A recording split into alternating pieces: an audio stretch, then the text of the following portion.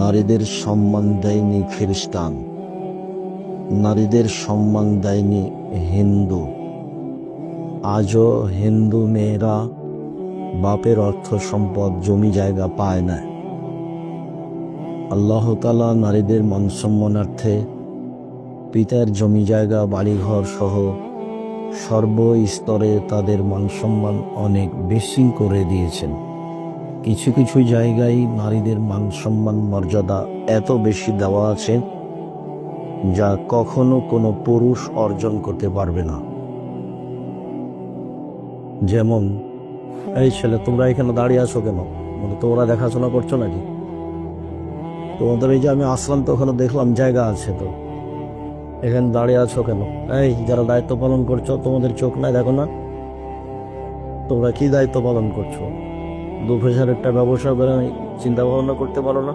এনাদের ওই দিকে বসার জন্য অনুরোধ করো। দেখো, আপনারা যারা দোকানপাটে আছেন, যে যেখানে আছেন, আপনাদের কর্মকাজ বন্ধ করে আসার জন্য অনুরোধ জানাচ্ছি। দিন যত যাবে মানুষের স্বভাব তত খারাপ হবে, মানুষের চাল চরিত্র আদব কায়দা তত ঘৃণিত হবে। এটা হলো কিয়ামতের লক্ষণ।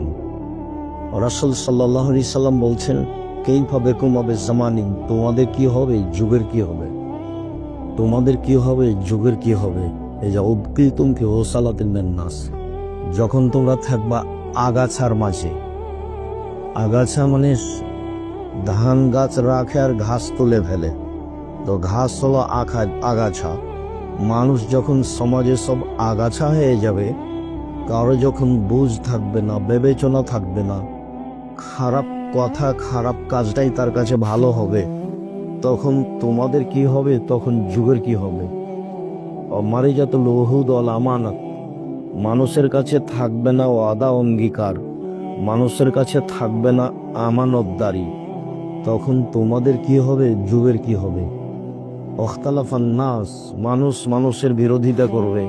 সুম্মা সাব্বাকা বাইনা আসাবে, তারপর রাসূল দুই আঙ্গুল, এক হাতের আঙ্গুল আরেক হাতের আঙ্গুলের মধ্যে ঢোকালেন, ঢোকে দেখালেন, দেখো এই ডান হাতের আঙ্গুল যেমন বাম হাতের আঙ্গুলের মধ্যে ঢোকে গেল, মানুষের ভিতরে বিরোধিতা, একজন আরেকজনের বিপক্ষে চলাটা এইভাবে ঢোকে যাবে, তখন তোমাদের কি হবে, যুগের কি হবে।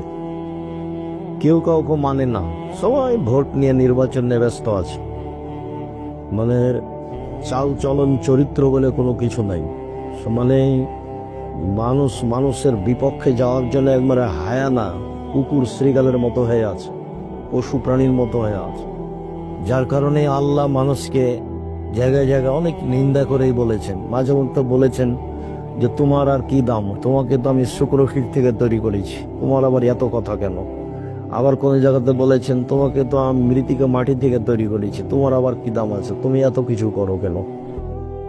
আবার কোন জায়গাতে আল্লাহ রাসূল সাল্লাল্লাহু আলাইহি সাল্লাম বলেছেন যে মানুষ তো আসলে জীবিকা নির্বাহে পশু প্রাণীর মতো হয়ে যাবে, যেটা আল্লাহ বলেছেন যে মানুষের অন্তর থাকবে কিন্তু অন্তর দিয়ে বুঝবে না, মানুষের কান থাকবে কিন্তু কান দিয়ে শুনবে না, মানুষের চোখ থাকবে কিন্তু মানুষ চোখ দিয়ে দেখবে না, তখন মানুষ হয়ে যাবে কুকুর শ্রীগালের মতো, পশু প্রাণীর মতো, গরু ছাগলের মতো, বালহুম আজাল, বরং তার চেয়ে খারাপ হবে। আর রাসূল সাল্লাল্লাহু আলাইহি সাল্লাম মানুষের চাল চরিত্রের কথা বলতে গিয়ে বলছেন যে লা তাত্তাবিউন্না সুনানা মান কানা কাবলাকুম, তোমরা ইহুদি খ্রিস্টানের চাল চলনকে এমন ভাবে গ্রহণ করবে যে ডান পায়ের জুতা যেমন বাম পায়ের সমান, ডান হাতের বিঘত যেমন বাম হাতের সমান, ডান হাতের বাহু যেমন বাম হাতের সমান, এগুলো যেমন সমান সমান, তেমনি তোমাদের চাল চরিত্র আচরণ নৌরামি আদব কায়দা ইহুদি খ্রিস্টানদের মতো হয়ে যাবে। এবার আল্লাহ রাসূল নিচের দিকে নামতে লাগলেন কথায়, নামতে নামতে বলছেন, ইহুদি খ্রিস্টান যদি মায়ের সাথে জেনা করে তোমরাও করবা, তাহলে তোমাদের চরিত্র এত খারাপ হবে। তাহলে মানুষের অবস্থা কি হবে? সবাই জানে যে আব্দুর রাজ্জাক বিন ইউসুফ কথা বললে আমাদেরকে ওখানে বসে থাকতে হবে। তো এখনো বেশ কিছু মানুষ দোকানপাটে আছে। তো দোকানপাটে কেন আছে? আজকেই হাট বাজার করতে হবে? হাট বাজার কেউ মেরে খেয়েছে? জিলাপি মিষ্টি আজকে কিনতে হবে? ওটা তো আপনার ছেলে, ওকে ওইভাবে মানুষ করেছেন কেন? কুকুর সিরিয়াল করে? খারাপ লাগে না কেন আপনাকে? আপনাকে তো খারাপ লাগা উচিত। জন্ম দিয়েছেন আপনি, জবাব দিয়েন আপনি। জবাব তো আপনাকেই দিতে হবে। ওটা আল্লাহ বলেছেন, আল্লাহ রসুলও বলেছেন। প্রস্তুত থাকেন, সময় বেশি নেই। কিয়ামতকে আল্লাহ তাআলা সব অতীত শব্দ দিয়ে উল্লেখ করেছে। কিয়ামত তো আসবে, কিন্তু আল্লাহ বলছেন চলে এসেছে। যেটা আসবে সেটা আসবেই। যার কারণে আল্লাহ তাআলা কোরআন মাজিদে যেখানে কিয়ামতের শব্দ উল্লেখ করেছেন, সে শব্দগুলিকে অতীত শব্দ দিয়ে উল্লেখ করেছে। আবু লাহাবের হাতটা ধ্বংস হবে, ও জাহান্নামে যাবে, কিন্তু আল্লাহ বলছেন তাব্বাত ইয়াদা আবি লাহাব, আবু লাহাবের 2 হাত ধ্বংস হয়ে গেছে। তো হয়নি, তো হবে। তো হবে নিশ্চিত, এই জন্য আল্লাহ তাআলা অতীত শব্দ ব্যবহার করেছে। তো মানুষের চাল চরিত্র আচরণ পশু প্রাণীর মতো হবে, কুকুর শ্রীগালের মতো হবে। এক পর্যায়ে বলতে বলতে আল্লাহ রসুল একদিন বলছেন যে মানুষ তার বাপকে মারবে, হত্যা করবে। তখন সাহাবীগণ বলছেন যে এটা কেমন হলো কথা? মানুষ কি আর পিতা মাতাকে মারতে পারে? তখন কি তাদের বিবেচনা থাকবে না? লাইসা লাহুম আকল ওকুল, তাদের কি বিবেচনা থাকবে না? তখন আল্লাহ রসুল বলেন লা তুনজাও আকসার ওকুলিহিম, অধিকাংশ মানুষের বিবেককে বের করে নেওয়া হবে। বিবেচনা বলে কোনো জিনিসই থাকবে না। তো যখন মানুষের বিবেচনা থাকবে না, তখন তো মানুষ পশু প্রাণী হবেই। তখন তো মানুষ সামান্য জিনিস নিয়ে ঝগড়া করবেই। তখন তো মানুষের মান সম্মানের হিসাব করবে না। মানুষকে কোর্টে কাচারিতে যেখানে সেখানে অপমান করার, খাটো করার চেষ্টা করবে। জুলুম করতে, অত্যাচার করতে, নির্যাতন করতে একটুকু দ্বিধা করবে না। সম্মানিত দিনী ভাই বোন, আমরা অল্প সময় আপনাদের সামনে কথা বলবো। আপনারা যে যেখানে আছেন নিজ নিজ স্থানে বসে থেকে কথা শোনার চেষ্টা করুন। দাঁড়িয়ে থাকবেন, আপনি কষ্ট পাবেন, যেটা আমি চাইনি। হয়তো আপনি মনে করবেন যে আব্দুর রাজ্জাক সাহেব আমাকে তুচ্ছ করে কথা বলল। আপনাকে তুচ্ছ করে কথা বলার আমার প্রয়োজনও নেই। তবে আল্লাহ বলেছেন মানুষ কুকুর শ্রীগালের মতো হয়ে যাবে। এটা তো রংপুর। রংপুর মানে কি বুঝাতে চান আব্দুর রাজ্জাক সাহেব? রংপুর মানে বুঝাতে চাই অধিকাংশ মানুষের চরিত্র কুকুর শ্রীগালের মতো। এইটা কি? এটা হলো যে ওরা বনকে জমি দেয় না। রংপুর, দিনাজপুর, লালমিরহাট, নীলফামারী, কুড়িগ্রাম, পঞ্চগড়, ঠাকুরগাঁ, গাইবান্ধা, বগুড়া, জয়পুরহাট সব কাছাকাছি একই। মানে বোনেরা জমি চাইলে ভাইয়ের মাথা খারাপ হয়ে যায়। অথচ তোমার দাদা মারা গেছে, তোমার ফুফু জমি পাবে বিকেলে, আর তোমার বাপ পাবে সকালে। এরকম কি হিসাব না একসাথে? তো 10 বছর মরা হলে যে তোমার দাদার, তোমার ফুফুকে যে এখনো তোমার বাপ জমি দেয়নি। তোমার বাপকে গিয়ে বলিও কালকে আব্দুর রাজ্জাক সাহেব আপনাকে বলে গেছে আপনার জীবন নাকি কুকুর শ্রীগালের মতো। আমি চললাম, নিজে উপার্জনকে আমি দেখবো, আপনার সাথে থাকতে রাজি নেই। আমরা ভাগ্য নিয়ে এসেছি, কুকুর জমি মেরে খেয়ে বাঁচতে রাজি নই। ভাগ্য আমি ছেড়ে আসিনি, আমি ভাগ্য নিয়ে এসেছি। আমাকে কি আল্লাহ ভাগ্য ছাড়াই সৃষ্টি করেছেন? তো ভাগ্য ছাড়া সৃষ্টি করেনি, তা আমি ফুফুর জমি খাবো কেন? আর তোমার বাপের তো আরো নোংরা চরিত্র আছে, সেটাও তোমাকে বিবাদে টাকা নিয়েছে, যৌতুক নিয়েছে। তোমরা বাপ বেটা ভিক্ষা করে খাও। তোমাদের বাপ বেটাকে যদি ভিক্ষা না দেয় কেউ, তো ট্রেন স্টেশনে যাবা, কেউ চিনবে না, মানুষের কাছে হাত পাতবা। বেলা ভিক্ষা নাও, মানুষের কাছে যৌতুক নাও কেন? তোমার শ্বশুর কাছে টাকা নিয়েছো কেন? নিবা কেন? কুকুর শ্রীগালের মতো জীবন কেন? মানুষের বাড়িতে কাজ করে খাও, দিন মজুর করে খাও, টাকা নিলে কেন? আগামীকাল সন্ধ্যা হতে হতে টাকা পয়সা, মোটরসাইকেল, খাটলা, ছবি বক্স যা নিয়েছ সব ফেরত দেবা। পরের জিনিস নিয়ে ওসব মাতাব্বরি দালালি করো কেন? তোমাকে আমি সাড়া দিতে বলিনি, ওটা আমি পছন্দ করি না। তার মানে তুমি নিয়েছো, না হলে তোমার বাপ নিয়েছে, না হলে তোমার চাচা নিয়েছে, না হলে তোমার ভাই নিয়েছে, তুমি তো তাই। তো তোমাকে এটা তো খারাপ লাগার কথা। তুমি তো মুখখান বন্ধ করে মাথা নিচু করে থাকবা। তো তুমি হাসি মুখে সাড়া দিয়ে আমাকে কি বুঝাতে চাও?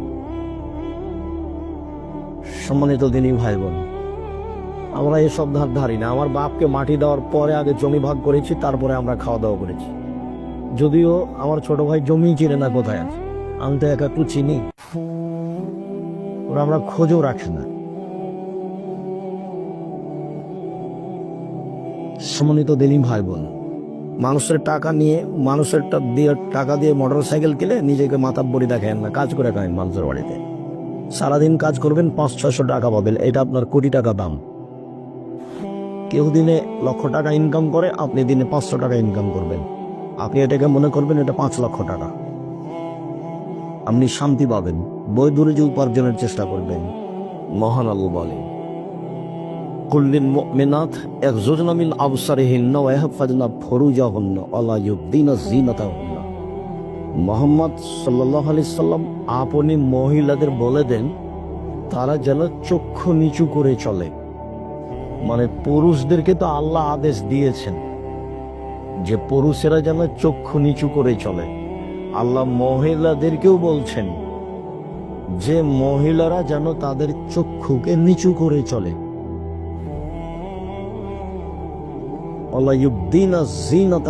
তারা যেন তাদের সৌন্দর্যকে প্রকাশ না করে, এটা আদেশ।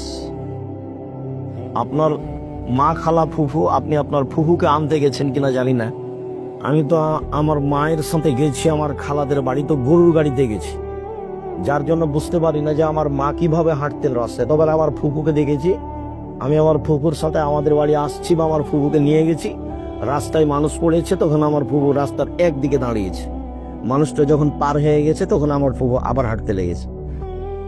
আর বড় চাদর, যেটা চাদর মাথা থেকে এনে মাটি পর্যন্ত প্রায় ঠেকে আছে। আমার ফুফুকে আমি একাধিক দিন দেখেছি এরকম। বুঝতে পারলেন কি? তো আল্লাহ বলছেন যে মহিলারা যেন তাদের সৌন্দর্য প্রকাশ না করে। তো এটা কে দেখবে? মহিলা যার সে দেখবে, মেয়ে যার সে দেখবে, বাপ দেখবে। আল্লাহ রাসূল সাল্লাল্লাহু আলাইহি সাল্লাম পিতাকে বললেন যে মান কানাত লাহু ওয়ালিদা ফাল্লামা ফাসানা তালিমা ওয়া আদাবা ফাসানা তাদিবা। কারো যদি কাজের মেয়ে থাকে বা নিজের মেয়ে থাকে, সে যদি তাকে শিখিয়ে দেয়, সুন্দর শিখিয়ে দেয়, শিষ্টাচার শিখিয়ে দেয়, সুন্দর শিষ্টাচার শিখিয়ে দেয়, মানে বিদ্যাও সুন্দর আছে, আমার শিষ্টাচারও সুন্দর আছে। তো বিদ্যে শিখিয়ে দিল, ভালো বিদ্যে শিখিয়ে দিল, শিষ্টাচার শিখিয়ে দিল, ভালো শিষ্টাচার শিখিয়ে দিল, তাহলে এই বাপ ডবল নেকি পাবে, ও জান্নাতে যাবে।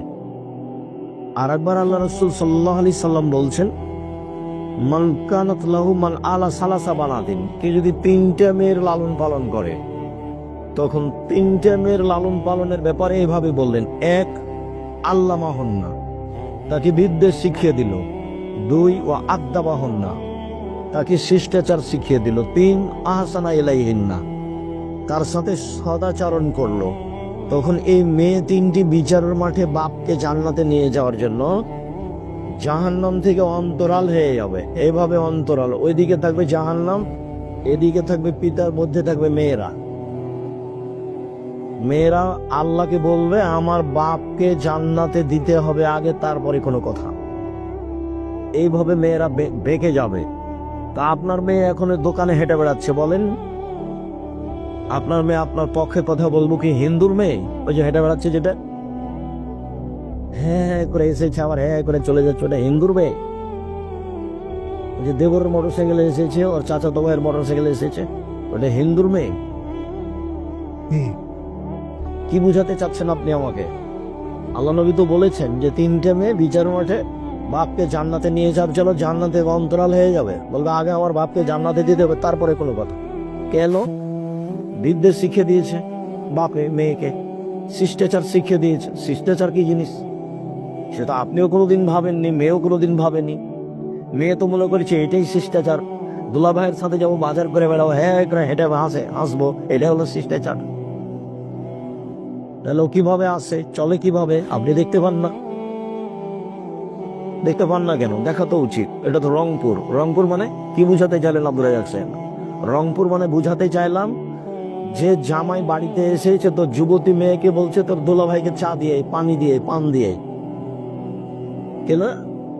আপনার স্ত্রী দিবে? আপনার স্ত্রী তো খাদেম আজকে জামাই হচ্ছে মেহমান। আপনার স্ত্রীর সেবা করবে জামাইয়ের। যেদিন আপনার স্ত্রী জামাইয়ের বাড়ি যাবে সেদিন জামাই খেদমত করবে, আপনার স্ত্রীর শাশুড়ির খিদমত করবে। আজকে পানি লাগবে আপনি দিবেন, নাহলে আপনার স্ত্রী দিবে। চা লাগবে আপনি দিবেন, নাহলে আপনার স্ত্রী দিবে। খাওয়ার পানি দিতে হবে আপনি দিবেন, নাহলে আপনার স্ত্রী দিবে। তো আপনার মেয়ে গেল কেন দিতে? কি বোঝাতে চাচ্ছেন আপনি আমাকে? শিষ্টাচার কি জিনিস? জেনার নাম শিষ্টাচার, বেহায়ের নাম শিষ্টাচার, মারামারির নাম শিষ্টাচার, দাঙ্গামা হাঙ্গামা নাম শিষ্টাচার। একটা তো বিবাহ সূত্রে দিয়েছেন, আর একটা ফাও দিলেন কেন? ও তো কোলে করে নিয়ে বসে থাকে। দেখেন না আপনিও দেখেন, আপনার স্ত্রী দেখেন। আপনাদের স্বামী স্ত্রীর লজ্জা বলে কোনো জিনিস নাই। আপনারা দুইজন নিজেকে মানুষ মনে করেন, আসলে এগুলো মানুষ নয়, তো এটা পশু প্রাণী। নিজেকে গরু ছাগল মনে করবেন যে আমি গরু ছাগল। নাহলে আপনি বলেন যে আমি ভালো, বলেন দেখি। ওই যে দোকানে বসে আছে, ল্যাংটা মেয়ে নাচছে, মাথায় টুপি দিয়ে আছে, নামাজ পড়ে এসে দোকানে বসে আছে 4-5 জন মেয়ে নাচছে, দেখছে। ও বলুক যে আমি ভালো মানুষ। এই ছেলে, তোমার বাপ দেখে বসে, তোমার বাপকে বলো যে আপনি ভালো মানুষ। কি বলে দেখি, এখন বলো, আজকে গিয়ে বলিও যা বলেন তো আপনি আমি ভালো মানুষ, এ কথা বলেন তো দেখি কি বলে। চুপ থাকবে, বলতে পারবে না যে আমি ভালো মানুষ। স্বভাবই তো ভালো নয়, তো বলবে কি দিয়ে ভালো? স্বভাবই তো খারাপ, স্বভাব খারাপ, খাসলত খারাপ, অভ্যাস খারাপ, চালচলন খারাপ, নীতি খারাপ, শিষ্টাচার খারাপ। তার কল্যাণের কি আছে? আল্লাহ রাসূল বললেন, বিদ্যা শিখিয়ে দিল, সুন্দর শিখিয়ে দিল, শিষ্টাচার শিখিয়ে দিল, সুন্দর শিষ্টাচার শিখিয়ে দিল। শিষ্টাচার কি তুমি তো কোনোদিন দেখো না, তোমার মাও জানে না, তোমার বাপও জানে না। তোমার মা তো শিষ্টাচার জানে না। বিসমিল্লাহ বলে তোমার মা তোমার ছোট বোনকে দুধ খাওয়ায়, বলে তোমার আম্মাকে বলিও আজকে যে আমার ছোট বোনকে যে আপনি দুধ খাওয়ান, তো বিসমিল্লাহ বলেন। তোমার মা যদি বিসমিল্লাহ না বলে, তাহলে এই দুধ শয়তান খাবে, নিশ্চিত খাবে, অবধারিত খাবে। আল্লাহর নবী বলেছেন খাবে, অতএব খাবেই খাবে। তো তোমার মা বিসমিল্লাহ বলে না। আল্লাহ রাসূল বলছেন যে যে খাদ্যের উপরে বিসমিল্লাহ বলা হয় না, সে খাদ্য শয়তান খায়। আল্লাহ নবী বলছেন বিসমিল্লাহ বলে দরজা বন্ধ করো, বিসমিল্লাহ বলে তরকারি ভাতে পাতি ঢাকো, বিসমিল্লাহ বলে জিনিসপাতি আটা টাটা যা আছে সব ঢাকো, বিসমিল্লাহ বলে দরজাটা বন্ধ করো, জানলাটা বন্ধ করো, বিসমিল্লাহ বলে বাল্বটা অফ করো। আর যার বাড়িতে বাহির দরজা নাই, এটা তো রংপুর বাহির দরজা লাগে না কেন? বাড়ির কোনটা বাহির দরজা এটাই তো বোঝা যায় না, সবই তো ফাঁকা। এটা রংপুর, বৃহত্তর রংপুর প্রায় সাতক্ষীরার মতো। সাতক্ষীরা মানে ওদিকে একটা ঘর, এদিকে একটা ঘর, মধ্যে গরুর গাড়ির রাস্তা। তো এখানে ফের ইমান টিকবে কি করে? এরা আবার তাহাজ্জুদ পড়ে। কি তাহাজ্জুদ পড়ে? কি আল্লাহ ভালো জানে কি তাহাজ্জুদ পড়ে। বাড়ি ঘেরতে হবে চটছালা দিয়ে, জমিদারি আছে ইট দিয়ে ঘেরো, টাকা আছে না আছে চটছালা দিয়ে ঘেরো। বাইরে একটা দরজা থাকবে, বাহির দরজা কি গরিব মানুষ একটা পর্দা ঝোলানো থাকবে। আপনার স্ত্রী যখন রাতে ঘুমাতে যাবে, তো ওরকম একটা কাঠখড়ি কিছু, 1 আঙ্গুল 1.5 আঙ্গুল বা কিছু বিসমিল্লাহ বলে রেখে দিবে। আল্লাহ রাসূল বলেছেন সকাল পর্যন্ত এই দরজাতে শয়তান ঢুকতে পারবে না। হাদিস বুখারী মুসলিম। তো তোমার মা কি শিষ্টাচার জানে? তোমার মা তোমার বোনকে বিসমিল্লাহ বলে দুধ খাওয়ায় না। তোমার মা ভাতের পাতি থেকে ভাতটাও বের করতে জানে না, এমনিতেই চামচ ডুবিয়ে দেয়। বলো তো কোন দিক থেকে চামচ ডুবাতে হবে? এক পাশ থেকে। তরকারি এক পাশ থেকে, গামলার ভাতটা উঠে দেবে এক পাশ থেকে। তো কি শিষ্টাচার জানলো? তোমার বোনের নখগুলো বড় আছে, এটা কোন শিষ্টাচার? নখে নেইল পালিশ আছে, এটা কোন শিষ্টাচার? নেইল পালিশ তো ইহুদি খ্রিস্টানদের পতিতালয়ের মেয়েদের বৈশিষ্ট্য। ইহুদি খ্রিস্টানদের পতিতালয় আছে না, পতিতালয় মেয়েরা যারা যে বেশ্যা, যারা জেনা করে, তো ওদের বৈশিষ্ট্য হলো নখে নেইল পালিশ। তো তোমার বোনের আছে কেন? তো তোমার বাপ নেই বেঁচে? দেখে না তোমার বাপ? শুধু খালি উপার্জন করে খাওয়াতে পারলে বাপ হওয়া যায়? ভিক্ষে করেও তো মানুষ খায়।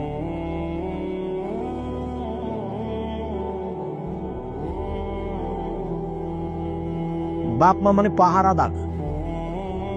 আল্লাহ রাসূল তো শক্ত করে বলেছেন, মা হলো মা মানে বিদ্যা শিখিয়ে দিবে, সুন্দর বিদ্যা শিখিয়ে দিবে, শিষ্টাচার শিখিয়ে দিবে, ছেলে মেয়েকে পরিপাটি করে রাখবে, পাহারা দিবে। তো কি পাহারা দিল? কি পাহারা দিল?